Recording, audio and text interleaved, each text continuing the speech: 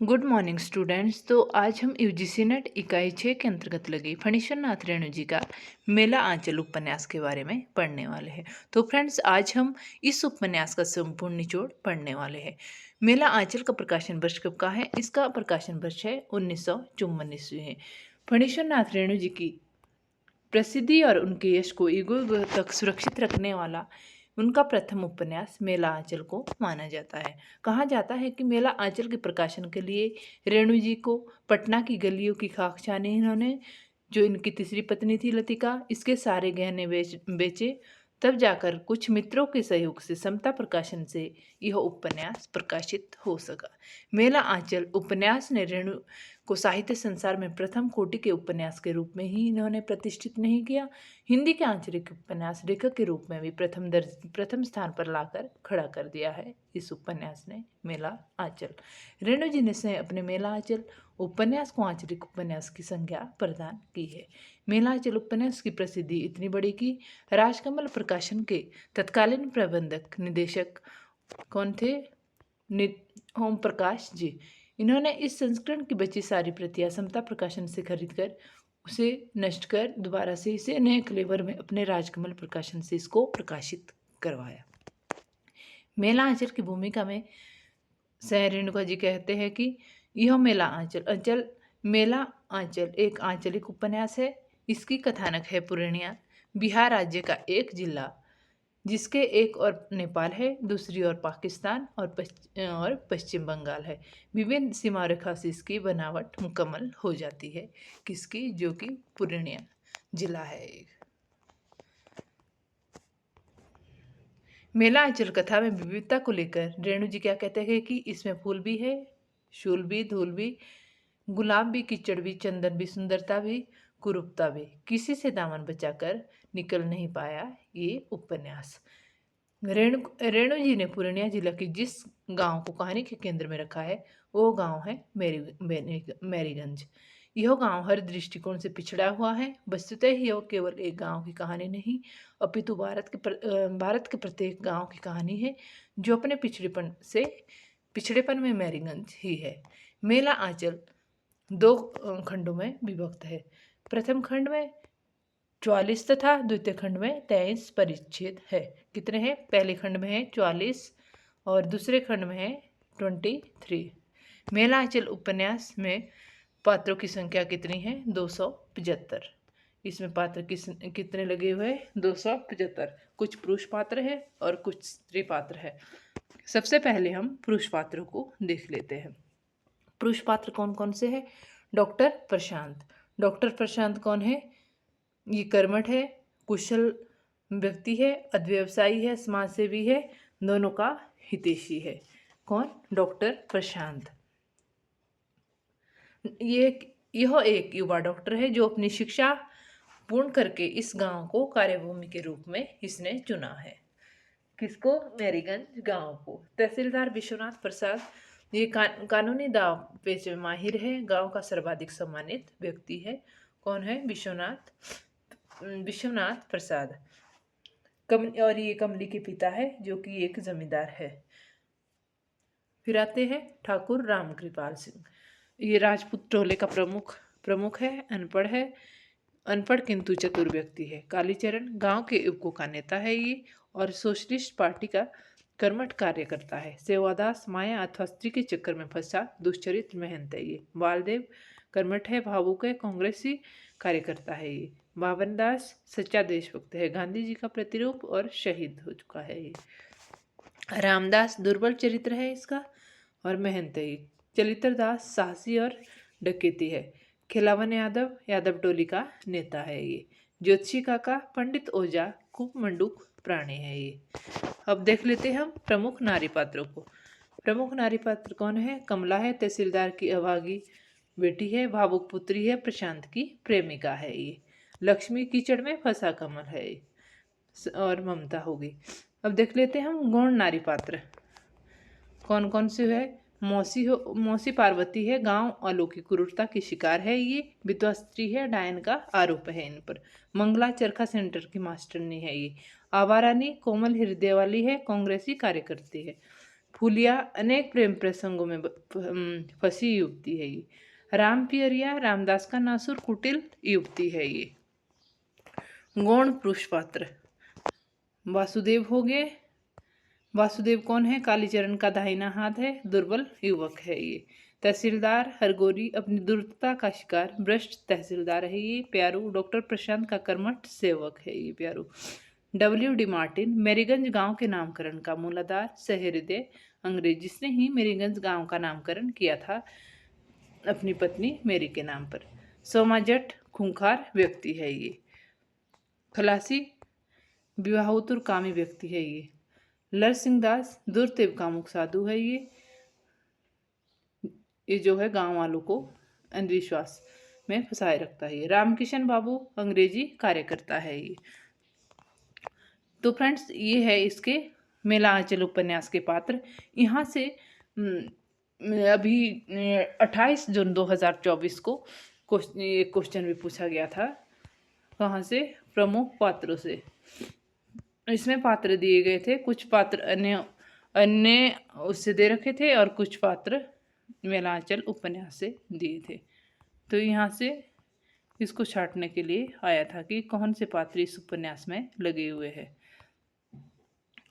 मेला आंचल उपन्यास मेला आंचल उपन्यास रेणु जी ने इसमें बहुजनों की आर्थिक और सामाजिक समस्या को बेहद गहराई से समझकर उसके हर पक्ष को उजागर किया है। इन्होंने इसमें 1946 में उपन्यास के घटनाक्रम को आरंभ करते समय रेणु जी ने 1942 के जन आंदोलन के प्रभाव और पृष्ठभूमि को भी इसमें चित्रित किया है। गांव की सामान्य रूपरेखा उसका इतिहास और विकास आगे चलकर कौन बताते हैं? फणीश्वर नाथ रेणु जी बताते हैं। गांव की सामाजिक पृष्ठभूमि, उसका जातिगत विभाजन किस प्रकार हुआ, उसका मानसिक पिछड़ापन इस उपन्यास में इन्होंने प्रस्तुत किया है। मेला आंचल उपन्यास के लिए फणीश्वर नाथ रेणु जी को पद्मश्री से भी सम्मानित किया गया था। यह हिंदी का प्रतिनिधि आंचलिक उपन्यास है मेला आंचल। इसमें कथ्य में आंचलिकता की सारी विशेषता मिलती है जो उपन्यास को आंचलिक होने का दर्जा दे सके। मेला आंचल में बिहार के पूर्णिया जिले के मेरीगंज गांव की कथा है। इस उपन्यास का उद्देश्य अंचल की समस्या को सबके सामने लाने का रहा है। इसमें अंचल की सुंदरता व कुरूपता दोनों का चित्रण मिलता है, जिसमें जातिगत अफसरशाही, अवसरवादी राजनीतिक मठों और आश्रमों का पाखंड भी दर्शाया गया है। वस्तु और शिल्प दोनों ही आधार पर यह उपन्यास सबसे अलग है। इसमें एक नए शिल्प में ग्रामीण जीवन को दर्शाया गया है। इसकी सबसे बड़ी विशेषता है यह है कि इस उपन्यास का कोई नायक नहीं है, बल्कि पूरा अंचल ही इसका नायक है। मिथिलांचल प्रदेश के ऊपर रचित कथा में अंचल की भाषा का अधिक उपयोग किया गया है इसमें, जो कि वहाँ के पर्व त्योहार, रीति रिवाज और सोच विचार को ज्यों का त्यों दर्शाया गया है इस उपन्यास में। फणीश्वर नाथ रेणु जी की आंचलिक उपन्यास की ओर लेखक का रुझान फणीश्वर नाथ रेणु जी की कृपा के कारण ही है। आंचलिक उपन्यास की ओर लेखकों का रुझान किसके कारण रहा है? फणीश्वर नाथ रेणु जी के, जिन्होंने आंचलिक उपन्यास लेखन की शुरुआत की मेला आंचल के माध्यम से की है। इन्होंने आंचलिक जीवन की हर कोने का जिक्र अपने उपन्यास में किया है। पाठकों को बांध कर रखने की उनमें एक चमत्कारी कला है। इनको जितनी प्रसिद्धि मेला आंचल के कारण मिली, उतनी और किसी कृति के कारण नहीं मिली। तो फ्रेंड्स, हमने इस उपन्यास का संपूर्ण निचोड़ पढ़ा है और है इस उपन्यास का मुख्य पात्र कौन है? डॉक्टर प्रशांत बनर्जी, जो पटना के मेडिकल कॉलेज से शिक्षा प्राप्त कर मलेरिया कला अजर का शोध करने मेरीगंज आते हैं। मलेरिया केंद्र खुलने से संपूर्ण गांव में हलचल मच जाती है। लोगों में अंधविश्वास को लेकर बड़ी आस्था दिखाया गया है, जिसमें झाड़ फूक, टोना टोटका, भूत प्रेत आदि पर विश्वास दिखाई देता है। जाति व्यवस्था का भी बोलबाला दिखता है इसमें। डॉक्टर प्रशांत को कमली से प्रेम होता है, साथ साथ लोगों की स्थिति से रूबरू होकर उनमें राजनीतिक चेतना जागृत करता है। कौन करता है? डॉक्टर प्रशांत। कमली एक कोमल हृदय वाली स्त्री है जो अपने अभिभावकों को किसी भी कष्ट में नहीं डालना चाहती। कमली के पिता विश्वनाथ मालिक गांव के तहसीलदार हैं और बाद में इसे छोड़कर कांग्रेस में शामिल हो जाते हैं। ये जमींदार प्रथा के प्रतीक है। विश्वनाथ मलिक के चरित्र में द्वंद्व दिखाया गया है। नेता होने पर ये गंभीर होते हैं, वहीं घर पर असेड और समझदार व्यक्ति बन जाते हैं। मेला आंचल में संपूर्ण समाज जाति व्यवस्था में जकड़ा हुआ है और जातिगत झगड़े आम बात है।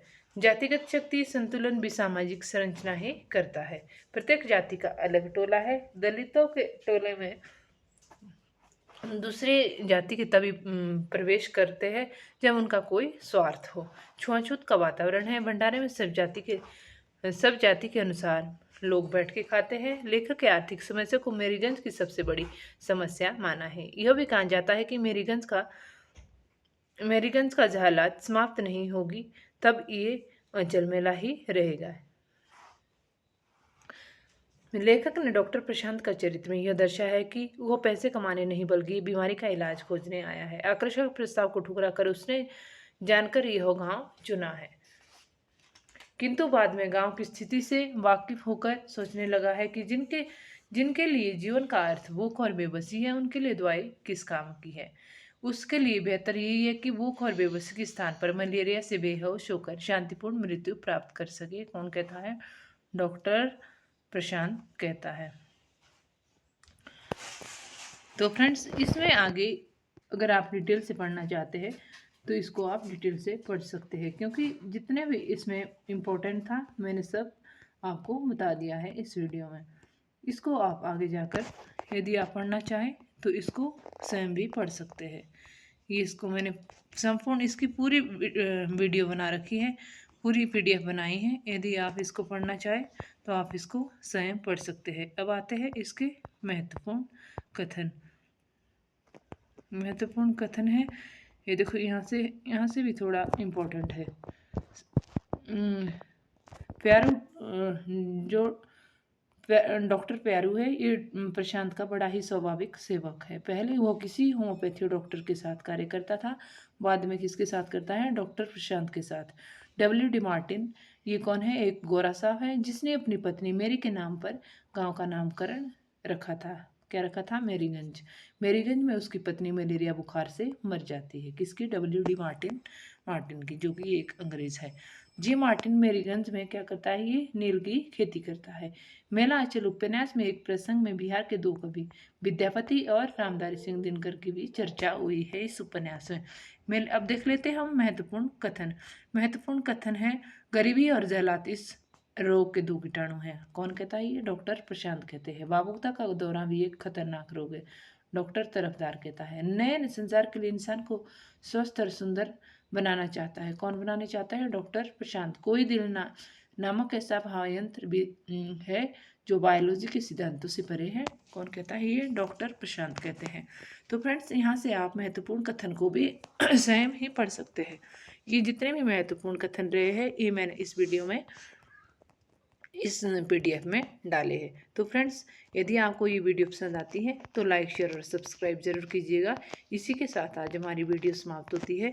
धन्यवाद। मैंने इस जितना भी महत्वपूर्ण चीज़ें थी मैंने इस वीडियो में आपको संपूर्ण इसका निचोड़ बता दिया है। तो फ्रेंड्स, इसी के साथ वीडियो समाप्त होती है। धन्यवाद।